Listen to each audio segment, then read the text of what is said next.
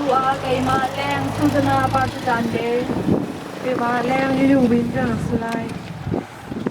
tu dan nak bichim nak jang si dan nak bichim ha foundation executive director pastor lai chung upat na he kan yin so din hu na cha nan chunga lunglom nak tampi kan ngai Hakha Foundation ni tua mi asiban tukin Hakha Foundation IO in toy ti bichim na kon ngai lai hin ni kan pu asimi kan pa asimi pu kieu mang lungdon chu hi viewpoint huna hin kan sir i hin ni chun kam tling te in hun na kan hun to khotinga pathian chunga kanilom izapi chunga kanilom alai in hi kan pu kieu mang lungdon to na kong happy tai in tuan bawa kan lakpiak tu chu USA ummi Hakha kulun fanau hani ngay cha chova in thazang an hun chwa i hi muna hin pu kieu mang lungdon kan hun to kho nak he ase Hakhalaya in chung ko khar le Hakha Foundation ni zang hai choi in he chelama chatia tuan bau lak in hi lungdon atam phit ko naka hin kun tuan mi ase nihin ni a hi lungdon tlam athin ko nak kading cha a USA lai in Hakha khulul naw vial te chunga lunglom nak chim chak lo kan ngai chon nihin ni a hi lungdon hun nak a chauza lai in ara kan tel bi tu win chi wi ko chung songa lunglom nak chim chak lo kan ngai a chunga kan ilom tu chon hi chan man nak a lungphun hun nak le hi lungphun pathian sin pek chat nak ding cha a thacham tu dinga akan tel bi tu Reverend Dr. Zatat CACC General Secretary a chunga lunglom nak tam bi kan ngai Chulong asuri lau hikaw sa muna media kan naule sinase chon lam lat lam nai Hakha kutsung in arak chwak kau mikulhun lay in sise piro ta lay in sise dor hun lay dor thar lay chobuk lay kuthar lay hun kip ka kebin arak chwak kau mi nulapa ulanaw nan chunga lunglom nak tam pi kan ngai i lunglom te in kanin don na nihin niya kan pu kan pa asimi pu kieu mang chu kan ma sina atel khautilao taksa pumin atel khautilao semen selo arian tuan na asina bial te kan zau than tika nin nia he kan ma sina atel mai le zonga atel zungza lai i arian tuan mi bial te upat na kan pe kan pa kan pu abia chim mi bial te sise atwa sarnak bial te sise afale ni upat na kan pek i kan chonglom nin ni ama philau nak ding cha se atun bia se hi lungphun kan hun nak chunga hin ama zong rau thla in alung alom belai kini hi kan summi ase nandi lak chung alung lom nak tampi hin ngai tu chu chung khar be chim nak chan asi cha pu amien thang chung khar ayo in bia na kan chim pyak nak lai upat nak he kan din sum ai ka hen atam deu chu kan ma lai deu asiko nanมันเซโลร้านนี้ก็ติดหนึ่งคันโกลทนทุนกับชิมไหลแล้วก็เทปเทียมูจากกันนอนน่ะอย่างนี้ภาคยีติริเปียนชีกูเกี่ยวมองตะไม้เวมัดตาเจ้าแต่ผู้เปิดฐานะมาแต่ยาวลาจาโตชิมปีเนี่ยสวยอภัยมาตาวันชีปุกุเนียชิมยาวยีHakha Foundationมาตาวันชีปุกุเนียချို့သောဌာနဆိုင်ရာပုဂ္ဂိုလ်များဘာသာရေးတိတိမှပုဂ္ဂိုလ်များအရပ်ဖက်အဖွဲ့အစည်းများညိုဟောင်းရပ်ကွက်သူရပ်ကွက်သားများယမီယဖပြည်တွင်းပြည်ပမှအလှူရှင်များဆွေမျိုးမိတ္တဟာများအားလုံးမင်္ဂလာပေါင်းနဲ့ပြည့်စုံပါစေလို့ပထမဆုံးနှုတ်ခွန်းဆက်တာပါတယ်ဒီနေ့2020ပြည့်နှစ်ဖေဖော်ဝါရီလ12ရက်နေ့ပြည်ထောင်စုနေ့ဟာကျွန်တော်တို့ဇာထံမျိုးနွယ်စုစံသက်ချုံအတွက်အင်မတန်မှမုံမြတ်လှတဲ့တမိုင်းဝင်တဲ့နေထူးနေမြတ်နေတနေ့ဖြစ်ပါတယ်။ဦးကျော်မောင်ရဲ့တားစီမြေဆက်များဖခင်ကြီးကကာရောတရားထားပြီးတော့မှယနေ့မြင်တွေ့နေရတဲ့ကြောက်တိုင်ကို ဒါစစ်မြေဆက်နောင်လာတော့သားများအမှတ်ရစေရနဲ့ဖခင်ကြီးရဲ့နိုင်ငံအတွက်သာမကချင်းပြည်နယ်နဲ့လူမျိုးများအတွက်ပေးဆက်ခဲ့တဲ့မျိုးချစ်စိတ်ဓာတ်တွေအနစ်နာခံတဲ့ຢာတွေကိုအမြဲတရိယာအောင်မြင်ကြဖို့ဒီသမိုင်းကြောက်တိုင်ကိုဖွင့်လှစ်တယ်လို့ယနေ့မျိုးဆက်တိများကလည်းပဲဖခင်ကြီးကဲ့သို့ပြင်နိုင်ငံအတွက်အမျိုးအတွက်မျိုးချစ်စိတ်တဲ့ဖြင့်ကာဏပေါင်းစုံမှပါဝင်ကြဖို့ဖခင်ကြီးရဲ့ဆန္ဒကိုဖြည့်ဆည်းကြရန်လိုအပ်ပါတယ်ဒီနေ့ဒီရိပြန်ချီဥက္ကမောင်ရဲ့သမိုင်းမတ်တိုင်ဖွင့်ပွဲမှာဖခင်ကြီးရဲ့သားများဖြစ်ကြတဲ့ဦးဆွေခါဦးခကုံဦးတယ်ပင်းတို့ပြောကြရန်ဖြစ်တော်လည်းပဲဒီနေရာမှာကျွန်တော်တို့သူ့ကိုကြီးများကနေကျမ်းမာရေးကြောင့်ဖြစ်စီစကားပြောနိုင်ခြင်းမရှိတဲ့အတွက်ကြောင့်အငယ်ဆုံးသားတင်မွန်ကလည်းပဲဒီနေ့21ပင်လုံးပြည်တော်စုနေ့မှာ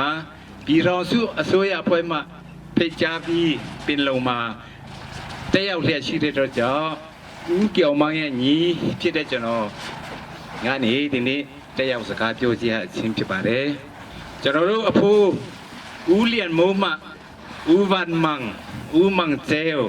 ဦးကင်မုံစမတာတူမွေးဖွားခဲ့ပါတယ်ဦးကျော်မန်းဦးနီရဲဦးဖုန်လင်းစသဖြင့်ဒါမွေးဖွားခဲ့ပါတယ်ဦးကင်မုံကနေပြီးတော့ကျွန်တော်တို့ဇတ်တ်မုံနဲ့ကျွန်တော်မအောင်မြင်ကိုမွေးဖွားခဲ့ခြင်းဖြစ်ပါတယ်ဦးကျော်မန်းဟာ1949ခုနှစ်ပင်လုံလက်မှတ်ရေးထိုးပြီး1948ခုလွတ်လပ်ရေးရပြီးတဲ့နောက်ကျွန်တော်ကိုမွေးဖွားခဲ့တယ်လို့မိမိလှုပ်ဆောင်ခဲ့တဲ့အောင်မြင်မှုရခဲ့တယ်ဆိုတဲ့အဓိပ္ပာယ်နဲ့ကျွန်တော်ကိုဗမာနာမည်နဲ့ပဲမအောင်မြင်လို့ကျွန်တော်ကိုပေးထားခြင်းဖြစ်ပါတယ်ဒီနေ့အခမ်းအနားမှာအကူကြီးရဲ့အထုပ်ပတ်တိကိုအခြေတွင်ကျွန်တော်မပြောလို့တော့ပါဘူးဘာဖြစ်လို့လဲဆိုတော့ဒီသမိုင်းကြောက်တိုင်မှာရေးထိုးတာဖြစ်ပါတယ်ဦးကျော်မန်းဟာ1912ခုနှစ်မတ်လ15ရက်နေ့မှာအဖဦးမန်ကျဲကနေမွေးဖွားပြီးဦးမန်ကျဲနဲ့ဒေါ်နီကလင်းမတို့ကနေမွေးဖွားပြီးတော့မှမွေးချင်းညီကိုမောင်နှမ9ယောက်ရှိပါတယ်အဲဒီခေတ်တုန်းကအင်္ဂလိပ်ဆိုရကစော်ဘွားမြို့သားနေသားသားသမီးတွေကိုပညာသင်ကြားရမယ်လို့အမိန့်ထုတ်ခဲ့တဲ့အတိုင်းပဲ9နှစ်အရွယ်1920ခုနှစ်မှာ ADM ကျောင်းမှာပညာသင်ကြားပြီး1925ခုနှစ်မှာ4တန်းအောင်မြင်ခဲ့ပြီးတော့မှ1930မှာ9တန်းအောင်မြင်ခဲ့ပါတယ်။သူကဆက်လက်ပြီးတော့မှနေသားစော်ဘွားမြို့သားလောက်ရမယ်တာဝန်ရှိတဲ့အတွက်ကြောင့်အသက်ငယ်သေးတဲ့အတွက်အင်္ဂလိပ်တွေကသူတို့ရဲ့လက်အောက်မှာစရေးအဖြစ်အလို့အသင်ဖြစ်တာဝန်ထမ်းဆောင်ခဲ့ပါတယ်။ဖခင်ဖြစ်သူဦးမောင်ကျဲဟာအဲ့ဒီချိန်ကမှာအင်္ဂလိပ်စစ်တပ်မှာအမှုထမ်းနေပြီးတော့မှအဖိုးဖြစ်သူဦးလန်မောသားများဖြစ်ကြတဲ့ဦးvăn măngနဲ့ဇနီးတော်တရားတော်ညီဖြစ်သူဦးကမွန်းတို့ကအင်္ဂလိပ်တို့ကိုတော်လှန်တဲ့အတွက်ဖခင်ဦးမောင်ကျဲကိုအင်္ဂလိပ်စစ်တပ်ကတပ်ကနေထုတ်ပယ်ပြီးတော့မှအိုင်ဆိုင်တဲ့စီးစိမ်ဥစ္စာအလုံးကိုဖျက်ဆီးခဲ့ကြပါတယ်ကျွန်တော်တို့အဖိုးဖွားများဟာအင်္ဂလိပ်ဆိုရကိုမိမိတို့တတ်ဆွမ်းသမျှရရလက်နက်နဲ့ဆွဲကင်ပြီးတော့မှ1918ခုနှစ်မှာတော်လန်တိုက်ခတ်ကြတော့လေစစ်ရှုံးခဲ့တဲ့အတွက်ဦးvăn măngနဲ့ဇနီးတော်တရားတော်ညီပြစ်စစ်သွေးတဲ့ဦးကင်မွန်းတို့ကိုဖမ်းဆီးပြီးတော့မှမင်းချန်တောင်ကြီးမုံရအကျဉ်းထောင်တွေမှာအကျဉ်းချခဲ့ပါတယ်ဦးvăn măngနဲ့တော်တရားတော်ကိုအင်္ဂလိပ်ဆိုရကပေဒံအမိတ်ချမှတ်ခဲ့ပါတယ်အဲ့ဒီပေဒံအမိတ်ကို C.B. Smith မှလက်မှတ်ရေးထိုးပြီးအမိတ်ချမှတ်ခဲ့ပါတယ်ပေဒံအမိတ်ကတော့văn măng and Telnon, son of daughter-in-law of Lian Mao, sentenced respectively to death and transportation for life in section 3 number 1, 1918-1919 under section 121-IPC. Former sentence committed လို့ပါရှိခဲ့ပါတယ်။များမကြခင်မှာပဲတို့ဒီအမှုများကိုအမိန့်ကိုအယူခံဝင်ပြီးတဲ့နောက်ပိုင်းမှာ ပြန်လဲစစ်စစ်ပြီးတော့မှပြန်လဲလှုပ်ပေးခဲ့ပါတယ်တေတာအမိန့်ကနေပယ်ဖြတ်ပြီးတော့မှပြန်လဲလှုပ်ပေးခဲ့ပါတယ်အဲ့ဒီချိန်မှာဖခင်ဦးရှေမန်းဟာဦးမောင်ကျဲဟာ1922ခုကနေ1929ထိမိအေနေစားအဖြစ်အုပ်ချုပ်စေခဲ့ပြီးတော့မှဦးကျော်မန်းက1931ကနေ1940ထိ Chief of MIA Trade Area Subdivision လို့ခေါ်တဲ့နေစားအဖြစ်အုပ်ချုပ်စေခဲ့ပါတယ်လွတ်လပ်ရေးရပြီးတဲ့နောက်1949နှစ်ပင်လုံကြီးလာခါမှာဗိုလ်ချုပ်အောင်ဆန်းနဲ့အတူဟာခါကိုယ်စားလှယ်ဖြစ်ဦးကျော်မန်းဗလာမ်ကိုယ်စားလှယ်ဖြစ်ဦးထွန်းဖုံးပြီးရင်ကိုယ်စားလှယ်ဖြစ်ဦးခုပ်စပွန်တို့သုံးဦးကတိုင်းပြူပြည်ပြူထွတ်တော်ကိုယ်စားလှယ်များအဖြစ်1940ခုနှစ်ဖေဖော်ဝါရီ12ရက်နေ့မှာတမိုင်းဝင်လက်မှတ်ရေးထိုးခဲ့ပါတယ်ဦးကျော်မန်းကဒီလက်မှတ်ရေးထိုးပါကစော်ဘွားအယက်ရရာအချုပ်အချာရပိုင်ခွင့်များအလုံးဆွတ်လွတ်ရမယ်ဆိုတော့ကိုဂျိုတီမိမတိရှိထားတော်လဲပဲမျိုးနွယ်စုကိုကျို့အတွက်မကြည့်ပဲချင်းလူမျိုးများအတွက်အများအတွက်ငှဲ့ညပြီးတော့မှသဘောထားကြီးစွာဖြင့်လက်မှတ်ရေးထိုးခဲ့ပြီး1950ခုနှစ်ဖလမ်လူထုအစည်းအဝေးကြီးကနေပြီးတော့မှနေစားမြို့စားစော်ဘွားများစနစ်ကိုဆွတ်လွတ်ခဲ့တာကိုတွေ့ရှိရပါတယ်ဒီနေ့ကြုံလုံးကျွန်တော်တခုပြောချင်တာရှိပါတယ်အဲ့ဒါကတော့ယနေ့အချို့သောနိုင်ငံရေးသမားများလူပုဂ္ဂိုလ်များက1949ခုနှစ်ဦးကျော်မန်းပင်လုံစာချုပ်လက်မှတ်ရေးထိုးတာဟာမှားရွံ့နေလက်မှတ်မထိုးခဲ့ရင်ပိုပြီးကောင်းမှဖြစ်ကြောင်းပြောဆိုတာကိုကြားသိရပါတယ်အကိုကြီးဦးကျော်မန်းအသက်ရှင်အခါကကျွန်တော်ကိုပြောခဲ့တဲ့စကားတွေဒီနေ့ပြန်လဲသတိရမိပါတယ်သူပြောတဲ့စကားကတော့အင်္ဂလိပ်ဆိုရကချင်းတောင်တန်းတာဝန်ခံဖြစ်သူစတီဗင်ဆန်လက်မှတ်မထိုးဖို့လက်မှတ်မထိုးဘဲနေရင်ချင်းတောင်အတွက်ယထာလန်းဖောက်ပေးမယ်ပညာရေးကျန်းမာရေးအသက်မွေးကြောင်းပညာမရကိုဆောင်ရွက်ပေးမယ်10နှစ်ကြာရင်ဖက်ဒရယ်ပေးမယ်လို့ပြောခဲ့ကြောင်း49ခုနှစ်ဖေဖော်ဝါရီလ10ရက်နေ့မှာတောင်တန်းကိုယ်စားလှယ်များနဲ့တွဲဆုံဆွေးနွေးခဲ့ကြောင်းအဲ့ဒီချိန်မှာဗိုလ်ချုပ်အောင်ဆန်းရောက်ရှိလာပြီးစတီဗင်ဆန်ကိုကျွန်တော်ညီအကိုတွေနဲ့ခင်ဗျားဘာတွေဆွေးနွေးခွက်တယ်လဲလို့မေးခဲ့ကြောင်းနောက်နေ့မှာဗိုလ်ချုပ်ကစတီဗင်ဆန်ကိုပင်လုံကနေနှင်ထုတ်ခဲ့ကြောင်းစတီဗင်ဆန်လည်းပဲပင်လုံကနေထွက်ခွာတဲ့အခါမှာသူတို့ကိုယ်တိုင်ဘူရာယုံကိုအဲ့ရလိတ်ထားမှပို့ခဲ့တယ်လို့ကျွန်တော်တို့ကပြောခဲ့ပါတယ်အဲ့ဒီချိန်ကမှာဗိုလ်ချုပ်နဲ့တောင်တန်းကိုယ်စားလှယ်များပြန်လည်ဆွေးနွေးပြီးပြည်မတောင်တန်းတန်းတူညီတူအခွင့်အရေးတူညီသောအခွင့်ခံစားခွင့်နဲ့ဖက်ဒရယ်ကိုပေးမည်ဖြစ်ကြောင်းစတဲ့သဘောတူညီချက်နဲ့ဖေဖော်ဝါရီ12ရက်နေ့မှာလက်မှတ်ရေးထိုးရခြင်းဖြစ်ကြောင်းဒီလက်မှတ်ရေးထိုးပြီး1948ခုနှစ်လွတ်လပ်ရေးရခဲ့တဲ့ကြောင်းဗိုလ်ချုပ်အသက်ရှင်မှာကလက်မှတ်ရေးထိုးထားတဲ့အတိုင်းပဲသဘောတူညီချက်အတိုင်းဖက်ဒရယ်တေချာရမှာဖြစ်ကြောင်းဗိုလ်ချုပ်လုံးချန်ခါအချင်းကြောင့်ဖက်ဒရယ်လက်လက်ရှုံးချရခြင်းဖြစ်ကြောင်းကိုကျွန်တော်ကိုပြောကြားခဲ့ပါတယ်သူရဲ့စကားကကိုယနေ့ကျွန်တော်ကြားရောက်ပြီးတယ်1949ခုနှစ်ဦးကျော်မန်းလက်မှတ်ရေးခဲ့သည့်လွတ်လပ်ရေးအတွက်ကိုပိုင်ပြထမ်းခွင့်ရှိမဲ့ဖက်ဒရယ်ရရှိဖို့အတွက်လက်မှတ်ရေးထိုးချခြင်းဖြစ်လို့လုံးဝမာယွန်းခြင်းမရှိဘူးလို့ဒီနေရာနဲ့ပဲကျွန်တော်အတိအလင်းပြောကြားလိုပါတယ်။ကြာနဲ့ဖက်ဒရယ်ရရှိဖို့အတွက်အရောက်စီတိုင်းကျွန်တော်တို့ဆက်လက်ကြိုးပမ်းပါဝင်ကြဖို့ဒီနေရာနဲ့လည်းပဲတိုက်တွန်းလိုပါတယ်။ဦးကျော်မန်းတမိုင်းမှတ်တိုင်အတွက်ပြည်내အစိုးရမှဘောလုံးကွင်းကိုလည်းပဲကျော်မန်းဘောလုံးကွင်းလို့2017ခုနှစ်နိုဝင်ဘာလ20ရက်နေ့မှာကပီးတင်ပေးခဲ့တယ်လို့ပဲဒီနေ့ဖွင့်လှစ်တဲ့ကြောက်တိုင်ဟာလည်းပဲပထမချင်းစံတဲရက်ကွက်မှာမကြောက်တင်ခဲ့ပြီး1915ခုနှစ်တဘာဝပြီးမြေနေရာပျက်စီးခြင်းကြောင့်ဦးကျော်မန်းရဲ့တမိုင်းမပျက်စီးစေဖို့ဒုတိယကြိမ်ဒီခါနာတေဝါလှတဲ့ဒီနေရာမှာပြန်လည်ပြီးတော့မှကပီးကြောက်တိုင်ပြန်လည်တည်ဆောက်ပြီးတဲ့ပြည်ပရှိဟာခါမြို့ဟောင်းမြို့ဆက်များဆွေမျိုးမိတ္တဟာများ ဟာခါဖောင်ဒေးရှင်းမှတာဝန်ရှိသူများကိုအထူးကျေးဇူးဥပကာရတင်ရှိပါကြောင်းပြောကြားလိုပါတယ်ဦးကျော်မန်းဟာစိတ်တဘောထားဖြူစင်ပြီးတော့မှလုပ်ငန်းဆောင်ရွက်တဲ့နေရာမှာလဲစီးစနစ်ကြသူဖြစ်တယ်လို့တစ္ဆာတမာရီနဲ့ပြည့်စုံတဲ့ခေါင်းဆောင်တူအမျိုးမြင်ရှိသူတူလည်းဖြစ်ပါတယ်ဒါကြောင့်အာနာပြမဲကတရက်9လ939ခုနှစ်မှာမကွေးတိုင်းမင်းကြီးဂျော့ချ်ဘီယင်ကနာမည်ကောင်းလက်မှတ်စုတစိတ်ကို၎င်း30ရက်နဲ့17လ49ခုနှစ်မှာမြန်မာဘီယင်ခံ HE Rain က ATM စုတစိတ်ကို၎င်းဖလားမရေးပိုင်ဦးသိန်းမောင်မှနှလုံးပြူတင်တနက်တလက်ကို၎င်း1950ခုနှစ်လွတ်လပ်ရေးတပင်မှာသမရကြီးဆက်ရွှေတိုက်ကဒီရိပြန်ချီကို၎င်း20ရက်2လ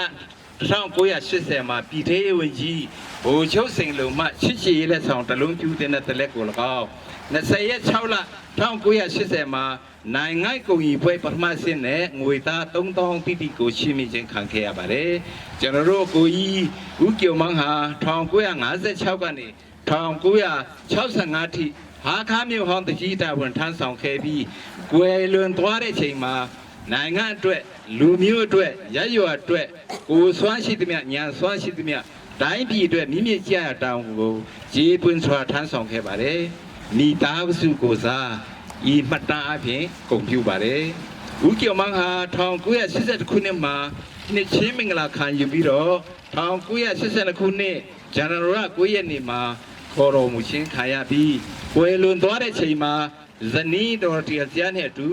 သားသမီး8ယောက်ကျန်ရခဲ့ပါတယ်မိကုန်းချုပ်နေနဲ့ဖခင်ကြီးဦးကျော်မန်းကာရဝထားပြီး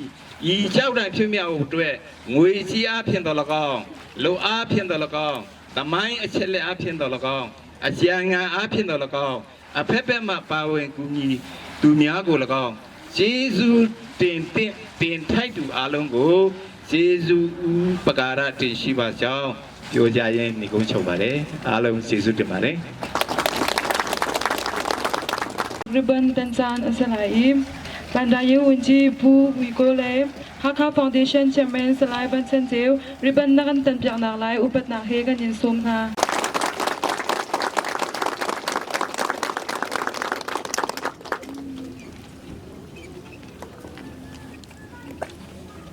kan mi phuna kan do tu kan biak mi kan pathian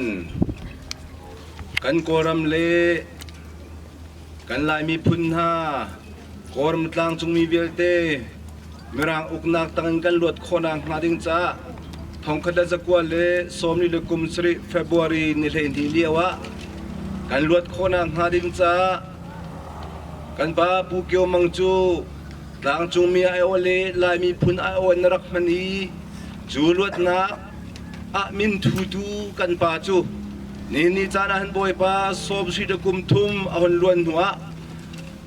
อามาพิลโลนักลุงพุนตัวโคนักจานชานักกันเปกจะกันในโลมีนัมินเทียงกันยินทางชามีพุนจงอันนักมาอัตกันตามดินเตอร์กบเทียนในสินาทากันจำบอยป่ากันปะเทียนฮีกันป่าลุงพุนฮีหาข้าฟองเดชันรวยนักกันตัวมีซีฮีฟองเดชันนี่ไอเทลมีอันดีหลักจงจงกันโลมีบอยปากันปะเทียนฮีฟองเดชันตัวจงนี่กันปากันนี่ตักอันซุลคอยบอยปากันปะเทียนไม่เลยจานะหาข้าจ้ากันลายมีพุนจ้าบ่าวชนกตักมีฟองเดชันเรียนรวนตุสกอโซนาเสติจงอ่ะอันจ้าท่ากันจำเปียกนาบอยปากันปะเทียนอนุงดำริเมอาฟาลเวียเตอันจ้าจงอ่ะถ้าจำเปียกกันตุกอนฮาบอยปากันปะเทียนนางมันจะทารันทชวนักเปกอโซนาบอยปากันปะเทียนอันตวนฟ้าจงเงินบ่าวชนกตักมีพุนจารำจ้าเรียนตวนตุท่านางมันจะวันชวดตะกอนฮาที่อันจ้าท่ากันจำเปียกนาบอยปากันปะเทียนอาฟาลเวียเตจงนางมันนี่นุนกษานักทชววันเปกอนฮาที่อันจ้าท่ากันจำเปียกนาบอยปากันปะเทียนนี่จ้านะกันปาพิลโลนักสมสรีดกุมทุมองตินติกะอลุงกันพุนจังฮีลุงพุนฮีกันลายรำพุนชงกันกอรำพุนชงนางมานิมพุนตลอฮีลุงพุนเดชชวนักเปกเอาเทียนในสระทากันจำอาดังริเมกันนุนนักดีลักนุกชงอาเปกบุญยิสุคริสต์มินทากันจำกันปะเทียนอาเมน Hikapun เกี่ยวมังลุมดอนหุ่นนากันจันพันนักจูมาเดียหินอรักสิไลจานอากันพันเปียกตูปุ่มปากเจียวนันจุงะเสเสอรักชวกเขามีกันเตลบีตูซาบีนันจุงะลุกลมนักตั้มปีกันไงเขาเมนจินริเลาอินกันซาบีมุนคเตอามันทักจีนักไงดิ่งินกันอินสมนา ลายหนักพวกข้างองสันนาสาชวันตัวปินลุงเมวากะชินโกลกะซาลายมิเซียนลายหนักพวกข้างองสันนาสาชวันตัวปินลุงเมวากะชินโกลกะซาลายมิเซียน